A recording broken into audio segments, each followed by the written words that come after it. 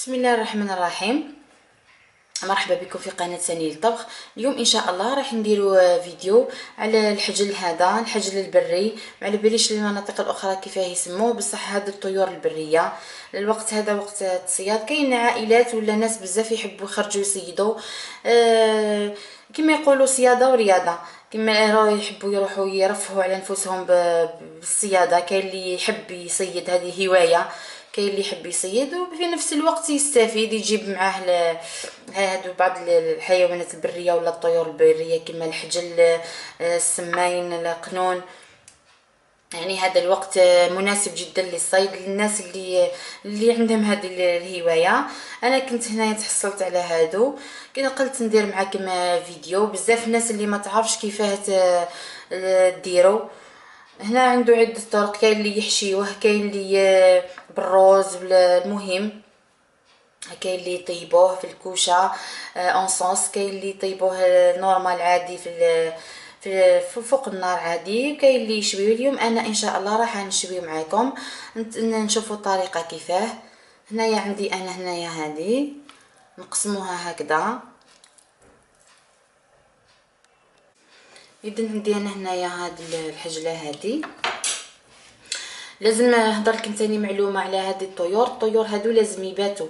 اي حاجه نجيبوها من البر نصيدوها من البر لازم تبات، خاطرش فيها واحد النكهه تاعها قويه قاصحه بزاف، لازم تبات.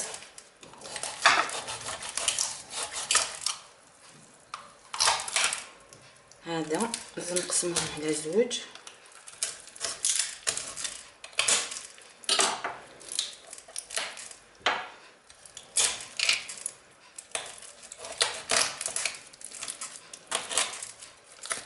لازم نديروا لها شكل مسطح. هنايا الجزء اللي كبير هو الصدر، لازم نشقوه هكذا. نتمنى في الصوره يكون واضح، نجبد لكم منه بعد تشوفوا.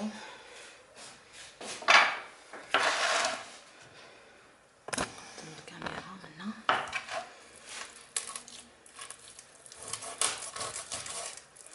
يعني، وعنده تتبيله خاصه به هكذا. نتحصلوا على هذا الشكل، لازم يكون مسطح باش نحطوه نشويوه اجزاء كامل تاعو تشوى.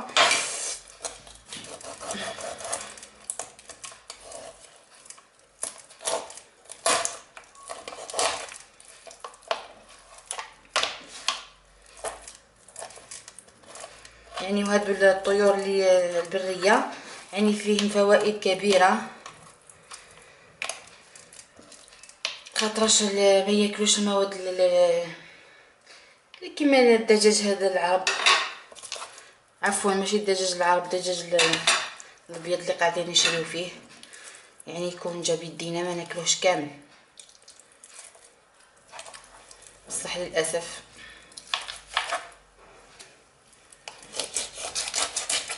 هكذا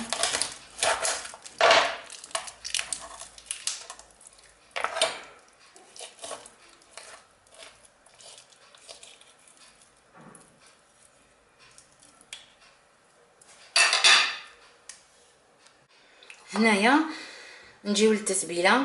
عندي بصله، عندي فص الثوم، عندي حوالي ملعقه تاع العشاء طوماطيش الباطا، وعندي حوالي ملعقه تاع الخل، وبالاضافه للملح والفلفل الكحل والكمون.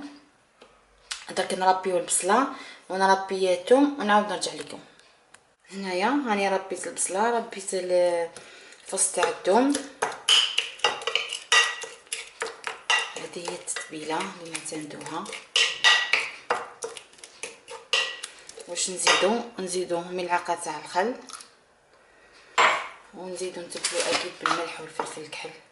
واللي عنده التوابل هذوك اللي يديروهم مع الدجاج يكون افضل. متوفرين في الاسواق درك بكثره.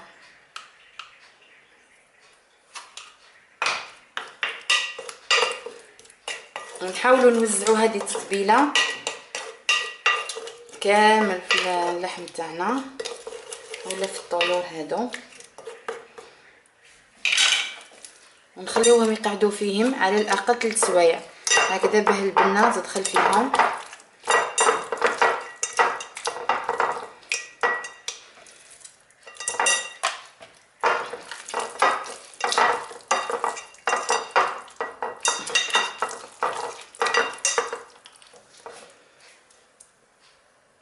هيا راني تبلتهم، درك هادو نحطوهم نخليهم على الاقل 3 سوايع باه يتشربوا لنا هذيك الخلطه. نغطوهم ونخليهم في الفريجيدير ونعاود نرجع لكم ان شاء الله. نغطوهم بالبلاستيك الغذائي.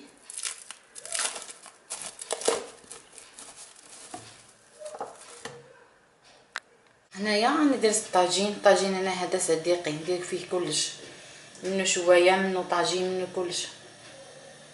شعلت النار تحت الطاجين وسخن لي. هنا برك نسيت ما قلت لكمش قبيل ما نحطوا ملعقه ولا ملعقتين زيت نباتي فيهم، نسيت كامل سمحوا لي. بسم الله نبداو ندير فيهم.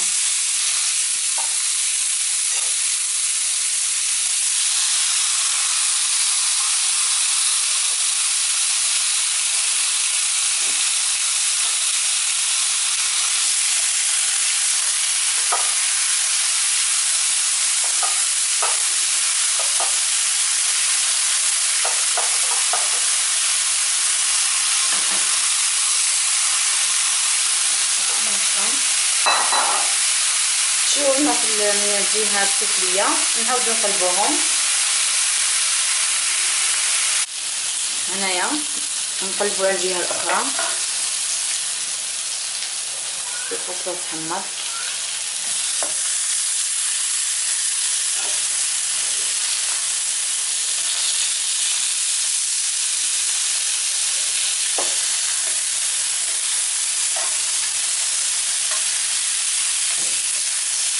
يعني الاخوات اللي كيتوحموا سمحوا لي.